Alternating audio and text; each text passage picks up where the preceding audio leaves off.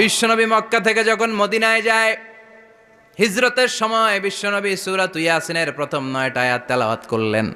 তেলাওয়াত করে আল্লাহর নাম নিয়ে ঘর থেকে বের হলেন। আশেপাশে কাফেররা ঘুরে কিন্তু বিশ্বনবীরে দেখে না, সবাই খেলে এরকম এরকম করে, ডানে বায়ে হাতায় বিশ্বনবীর সামনে দিয়ে যায়, কিন্তু কাফেরদের চোখ অন্ধ করে দিয়েছে কে?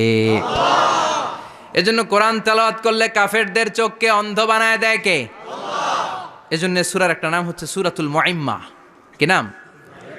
অন্ধ করে দেয়। তাফসিরে কুরতুবির মুসান্নিফ ইমাম আল কুরতুবি, ওনাকে জালিম বাদশা বন্দী করেছিল। ওনার তাফসিরে এসেছে উনি শক্তিশালী লোক ছিলেন, জেলখানা ভেঙে বাঁচার জন্য দিছে দৌড়। ওনারেও ধরার জন্য জালিম বাদশার সৈনিকেরা ঘোড়া নিয়ে রওনা হয়েছে। উনিও দৌড়ায়, ঘোড়াও পেছন থেকে আসে। ওমিয়া মানুষ কি ঘোড়ার দৌড়ের সাথে পারে? উনি হাঁটতে হাঁটতে হয়রান হয়ে এক বালুর ময়দানে যেয়ে ধপাস করে পড়েছেন।